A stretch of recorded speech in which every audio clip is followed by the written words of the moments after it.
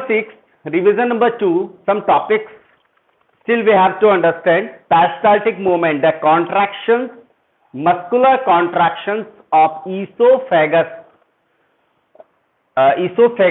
to make the easy swollen food from pharynx to stomach. Pharynx से stomach तक food को swollen करने के लिए rhythmic contractions होता है muscles of esophagus. This is the event called peristaltic movement. Next, mucus layer. Mucus layer present in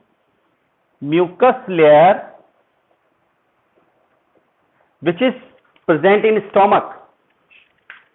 Mucus layer which is present in stomach, that is very protective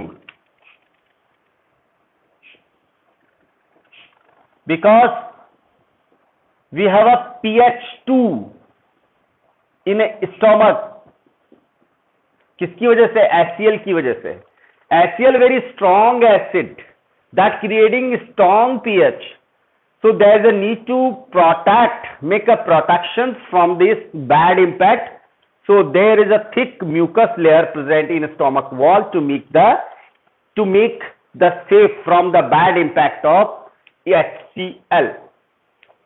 pH alimentary canal के अलग अलग हिस्सों में अलग अलग pH होता है. Mouth में pH होता है 6.8.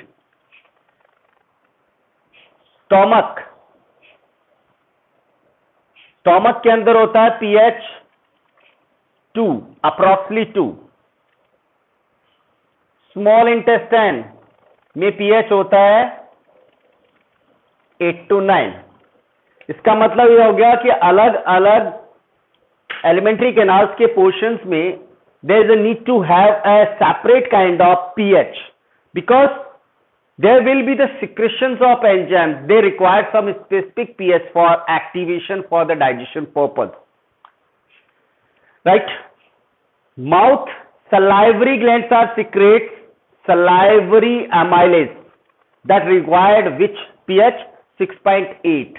Because of this 6.8 pH, there will be easy digestion of starch, the conversion of starch into maltose. That is the initial digestion triggered all in mouth.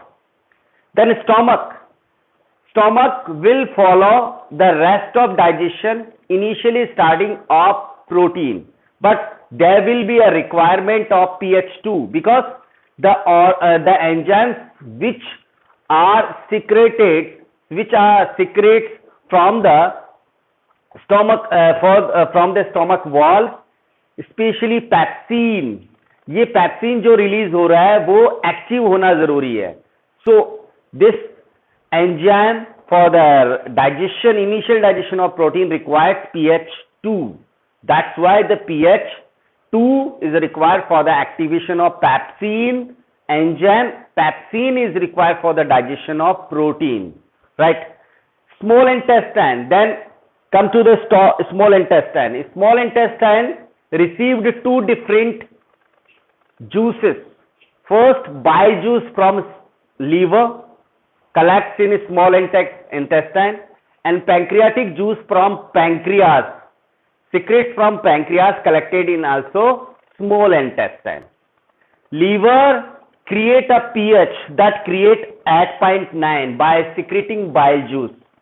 Specific bile salts are present in bile juice to make the maintenance of the pH here 8 to 9. 8 to 9 pH बनाने के लिए यहाँ पर liver से bile juice जो release हो रहा है वो बेसिकली या बाइल सोल्ट जिसमें मौजूद है वो स्मॉल इंटेस्टाइन में 8 to 9 pH बनाता है. That is the required pH to maintain. The responsibility goes to the bile salts, bile juice, right? This pH required for the activation of the enzymes which are secrete from the pancreas, especially trypsin enzyme that required which pH? 8.9. Only in presence of 8.9 pH that trypsin make the easy digestion of the again protein. Pepsin भी protein का digestion कर रहा है पर pH 2 in stomach. Trypsin भी protein का digestion करता है, लिटरली बात का डाइजेशन कर रहा है, सेकेंडरी स्टेट का डाइजेशन कर रहा है. that also required 8 to 9 pH. This is also involving in a digestion of protein, and rest of the all enzymes which are related to the intestinal juice, they generally finalize the digestion in the rest of the alimentary canal portion. These are the different forms. Mouth में food का digestion होने के बाद एक semi solid form बनती है food की, जिसको कहते हैं bolus, BOLUS. This is the semi solid form of bolus after the digestion of starch in mouth. Second, after the digestion of protein in stomach, there will be another state of food, semi liquid food form, that is called chyme, CHYME, chyme. The another state of food which is present in stomach because of the digestion. And third, small intestine में digestion पूरा होने के बाद एक jelly liquid food form आ जाती है, that call कायल, CHYLE, right. तो बोलस, कायम एंड कायल, these are different state of food after the digestion. This is the initiation of digestion, this is the mediator of the digestion, and the jelly liquid form is the finalized digested food form, jelly in a form. Dental plaque and dental caries, because of acidic pH, generally we have which pH in our mouth? We have a which pH in our mouth? This is 6.8. This is very protective from the infections of bacteria or fungus. But whenever after taking the food, we have not any salivary secretion in our mouth, that converts the pH into 6.8 to acidic medium. This is slightly acidic. ये acid convert हो जाएगा 3 to 4 in a night. जब भी आप food करेंगे, food करने के बाद ऐसी पोजीशन में वहां पर क्या जनरेट हो जाएंगे? Bacteria and fungus.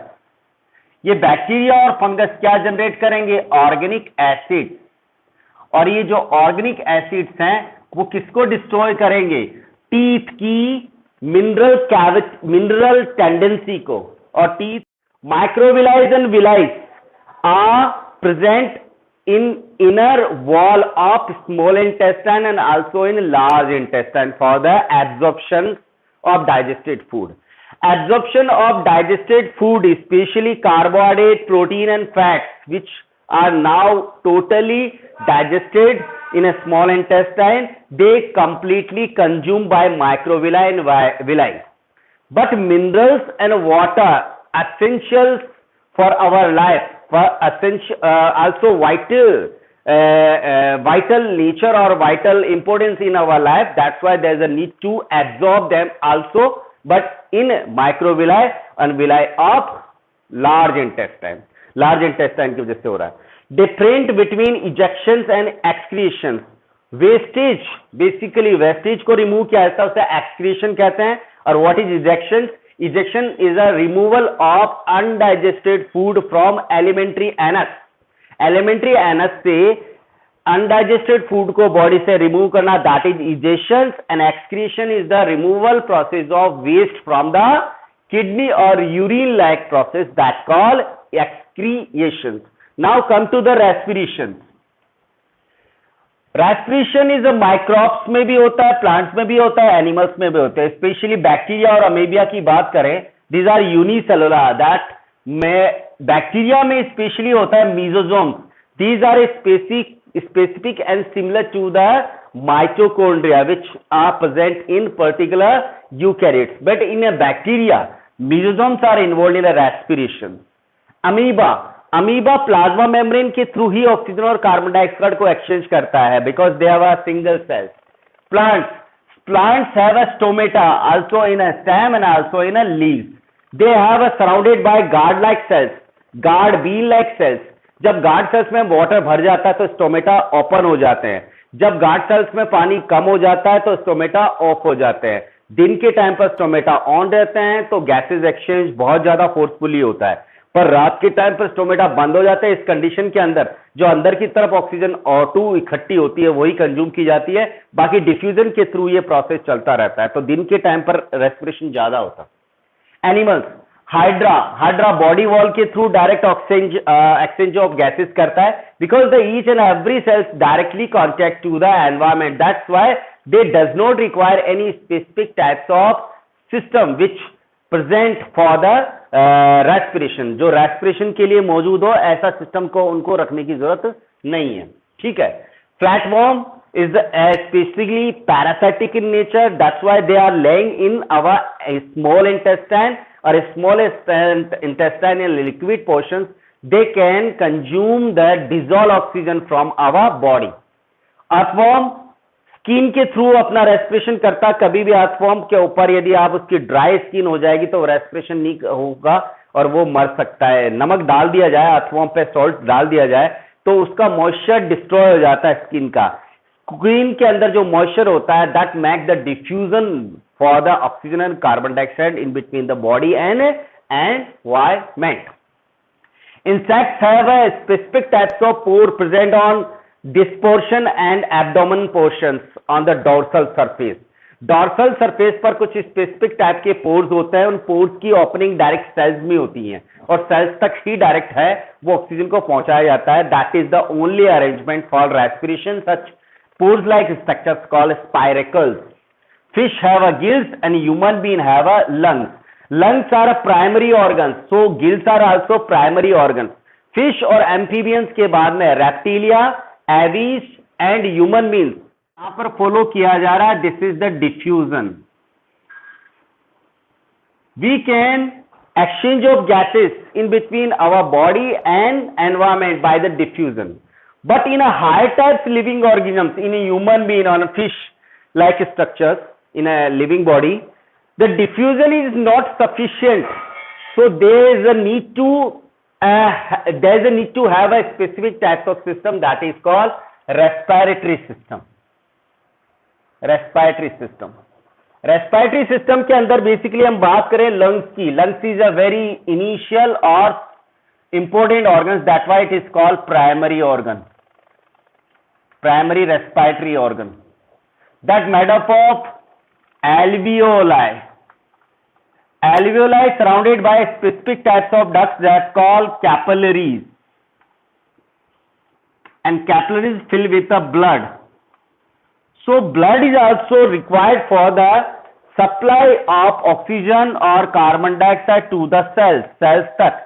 तो यहां से लेकर के alveoli तक तो आपकी ऑक्सीजन ला ली गई है, ऑक्सीजन को कार्बन डाइऑक्साइड ला लिया गया है, बट यहां से इस सेल्स तक टिश्यू तक पहुंचाना है तो ओनली रेस्पिरेशन सिस्टम के साथ साथ यहां ट्रांसपोर्टेशन सिस्टम का भी यूटिलाइज किया जाएगा। Because our body design very complicated, we need very high energy level for, we have a strong muscular system, so there is a need to have a very fast respiratory system and fast respiratory process. ये जरूरी है, that why we have to have basically alveoli and respiratory system को रखने की जरूरत होती है। Alveoli is the unit of respiratory system, unit of respiratory system. But in a plant there is only a leaves have a stomata. Stomata can regulate their opening and closing by the guard cells.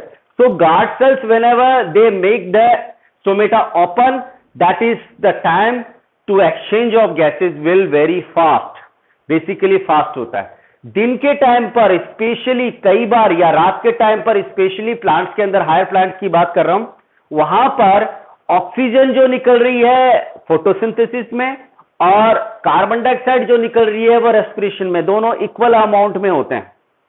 तो काम निकल गया, photosynthesis के through जो oxygen निकल रही है वो रेस्पिरेशन में काम में आ जाएगी और रेस्पिरेशन में जो कार्बन डाइऑक्साइड निकल रही है वो फोटोसिंथेसिस में काम में आ जाएगी। इस तरह से स्टोमेटा बंद भी हो तो किसी तरह का एक्सटर्नल गैसेस एक्सचेंज नहीं किया जाएगा। द पॉइंट, ये state of plants that call compensation, that called compensation point. That is called compensation point.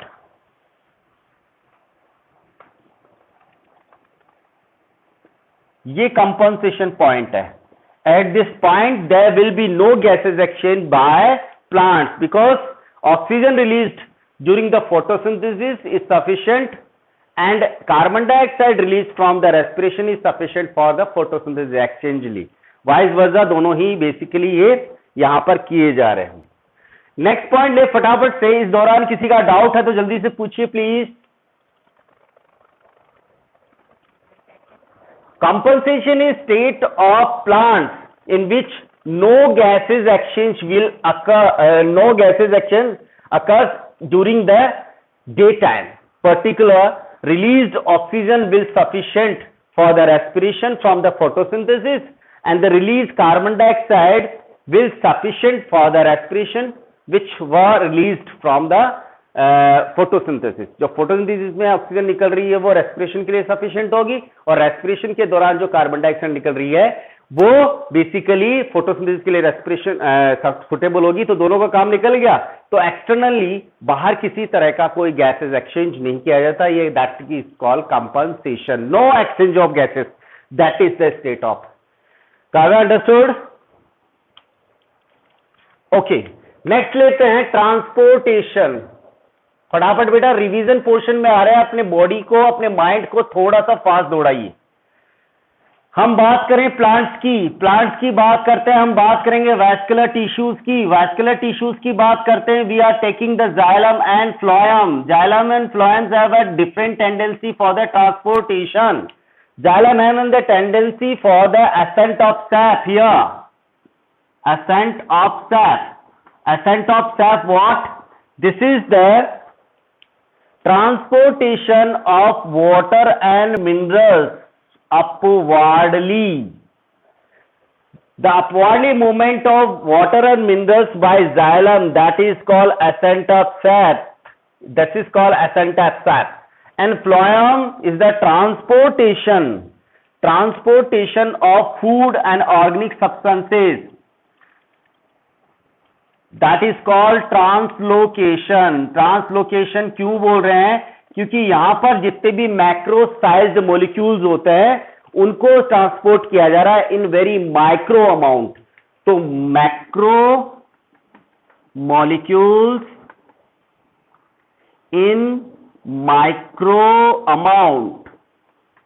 और माइक्रो अमाउंट को कहते हैं ट्रांस. एक सफिक्स काम में ले रहे हैं, आप प्रीफिक्स काम में ले रहे हैं. Trans, TRANS, trans. So transportation of macro molecules in a very micro amount. This process is conducted by phloem. Example, transportation of food from the leaves to the different portion or parts of the plant, upwardly, downwardly and parallelly. This is called transportation. So food का transportation करना translocation है and xylem और phloem, xylem H2 और waters का जो भी transportation कर रही है that is belonging to the ascent of sap, right? तीन चीज लिखें यहां पर. फर्स्ट लिखें ग्लूकोज, सेकंड लिखें सुक्रोज, सेकंड लिखें स्टार्च और थर्ड लिखें सुक्रोज. दीज आर स्टेट और different forms of food. Glucose energy देने वाला फूड है, बॉडी में एनर्जी देने का काम करेगा. स्टार्च उस फूड की स्टोर फॉर्म है, इस फॉर्म में फूड को स्टोर किया जाएगा. और सुक्रोज है वो फूड सुक्रोज है वो फूड की ट्रांसलोकेशन अमाउंट है. Translocation state of food. तो जब भी फूड को ट्रांसपोर्ट किया जाता है तो उसको माइक्रो अमाउंट में मैक्रो मॉलिक्यूल्स की फॉर्म में, माइक्रो अमाउंट और मैक्रो मॉलिक्यूल्स की फॉर्म के अंदर ट्रांसपोर्ट किया जाएगा. वो फूड का मैक्रो मॉलिक्यूल हो गया सुक्रोज. तो याद रखना है energy substances or organic substances, that is glucose.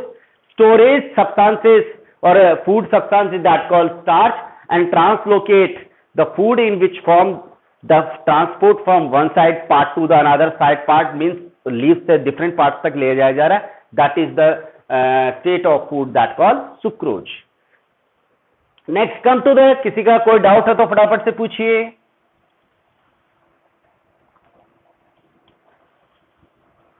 Next is transportation in human being. अपने डाउट्स जल्दी से तैयार कर लीजिए। ह्यूमंस में transportation, that is the simple types of transportation we can see in a plants, in a especially higher plants which are vascular tissue plants. Transportation system, transportation in human being take place by a system that called circulatory system. Components are heart, blood and blood vessels. Our heart is 4 chamber. Especially heart के बारे में ये चीज है कि इसका self conduction होता है, that made up of specific types of muscles that call cardiac muscles. That's why the process of heart is known as myogenic process. Heart 4 chambered है और डबल सर्कुलेशन करना जरूरी है। डबल सर्कुलेशन इसलिए क्योंकि हमारी बॉडी के अंदर प्योर और इम्प्योर ब्लड को सेपरेट रखने की जरूरत है। हमारी बॉडी में स्ट्रॉन्ग मस्कुलर सिस्टम है, वहां सप्लाई भी सेपरेटली करनी जरूरी है। We need a very high energy level, that's why we have to keep the pure blood impure blood को सेपरेट करना चाहिए। What is the definition of pure blood? Oxygenated blood, the blood that possesses oxygen, that called oxygenated blood, called pure blood, or in presence of carbon dioxide in blood, that is called deoxygenated blood, that is called impure blood. blood में जो भी है वो 9th class में पढ़ चुके होंगे। blood vessels are different 3 types। जो हार्ट की तरफ ब्लड लेके जाती है वो वेन्स होती है, हार्ट से दूर लेके जो ब्लड लेके जाती है वेसल्स, उनको कहते हैं आर्टरी, और जो ब्लड वेन और आर्टरी को आपस में मैच करवाती है that is called blood capillary. In plants, excretion take place also by stem, leaves, seed, fruits and stomata, इनके थ्रू हो सकता है। प्लांट में एक ही ऐसा प्लांट पोर्शन है जो एक्सक्रीशन में इन्वॉल्व नहीं है, वो है रूट। इसके अलावा प्लांट्स के सभी पोर्शंस है डायरेक्टली अपने वेस्ट प्रोडक्ट्स को बॉडी से बाहर निकाल सकते हैं, और मोस्ट ऑफ जो वेस्ट प्रोडक्ट्स होते हैं वो शेड ऑफ प्रोसेस के थ्रू निकाले जाते हैं। मतलब लीव्स में इकट्ठा हो गया तो उसको शेड ऑफ कर दिया, रेपन जो भी सीड्स होते हैं फ्रूट्स होते हैं उनके हैं, ठीक है। तो इतना लिटरली कोई स्ट्रॉन्ग और स्पेशलाइज्ड सिस्टम नहीं है, but that is the process take place in a diffusion that is not sufficient in our body, that's why we have a need of very specialized system that is called excretory system. Excretory system में सबसे primary organ that is kidney, made up of nephrons. So nephrons are specialized types of units जिनके अंदर kidney क्या कर रही है, blood का filtration कर रही है, यूरिन फॉर्मेशन कर रही है। सो यूरिन का डिस्चार्ज होना, basically this is the process of excretion. Ultra filtration, first process conducted by kidneys nephrons, second selective reabsorption, selectively reabsorption, and third is tubular secretion। ये 3 प्रोसेस किसमें हो रहा है? नेफ्रॉन्स में। इस तरह से बॉडी में नेफ्रॉन्स है वो ब्लड को फिल्टर करने का काम कर रही है।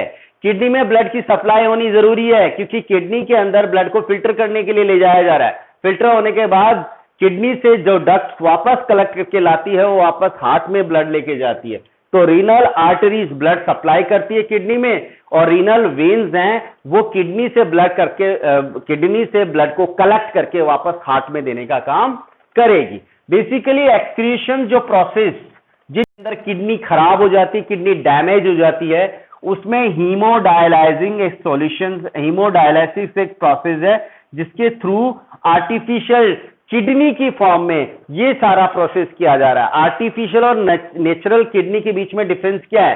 आर्टिफिशियल किडनी में रीएब्जॉर्प्शन नहीं होता, ये बायोलॉजिकल प्रोसेस नहीं है, वो मैकेनिकल प्रोसेस है। जब भी आप बॉडी से बाहर किसी भी तरह की ब्लड वेसल्स और ब्लड को निकालते हैं तो बहुत बड़ी सेल्स है वो डैमेज होती है। पूछिए कोई क्वेश्चन है तो। Is anybody have any questions? Please ask. We have done the chapter number 6 revision. Yeah. हाँ, सारे एक साथ बोलो। 80 के 80 स्टूडेंट। हाँ बोलिए काव्या। हाँ, this process called hemodialysis, the setup और मशीन कॉल हीमोडायलाइजिंग सोल्यूशन, हेमोडायलाइजर मशीन हो गया और प्रोसेस को हेमोडायलाइसिस कहते हैं। एक्चुअली बोलचाल की भाषा में this is the way of utilize natural kidney in place of machine की तरह की यूज किया जा रहा है उसको। दैट इज नितिन बोलो, वापस से बोलो। यूट्राफिकेशन, ultrafiltration, ultrafiltration, the filtration take place in a micro process. This is a very micro process, take place in a very tubular or micro blood capillaries which is present in nephrons. Nephrons में blood capillaries होती हैं, वहां पर ये filtration process बहुत ही micro strength में होता है, micro process होता है, that is called ultrafiltration. Means blood का फिल्टर नेफ्रॉन्स में होना, that is called ultrafiltration. Right, is that clear? जब भी फिल्ट्रेशन होगा, ब्लड का बहुत बड़ा पोर्शन है वो फिल्टर्ड में आ जाएगा, और फिल्टर्ड में आने के बाद उसमें ग्लूकोज होता है, उसमें आरबीसी होती है, उसके अंदर है वो अमीनो एसिड्स भी होते हैं, बट उनको वापस क्या किया जाता है, सिलेक्टिवली रीएब्जॉर्ब किया जाएगा, वाटर के अमाउंट को भी रीएब्जॉर्ब किया जाएगा, बट जो फिल्टर होके नहीं गया है उसको फोर्सफुली रिलीज भी करना जरूरी है। इस तरह गलतियां सुधारने का तरीका। Anybody have?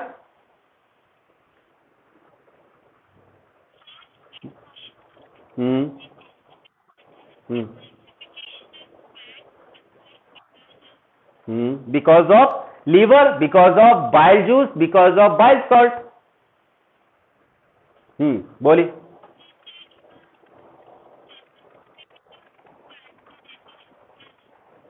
इमल्सिफिकेशन डाइजेशन को नहीं कहते। Emulsification is the mechanical breaking of the fat, not using any kind of enzyme.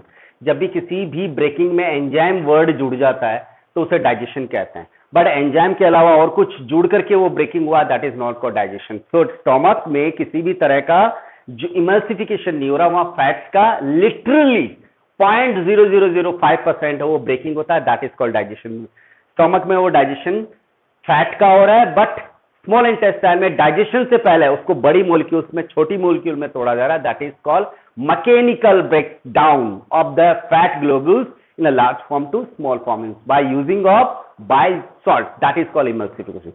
So यहां पर क्लियर कर लेना, what is the difference between emulsification of fat and digestion of the fat?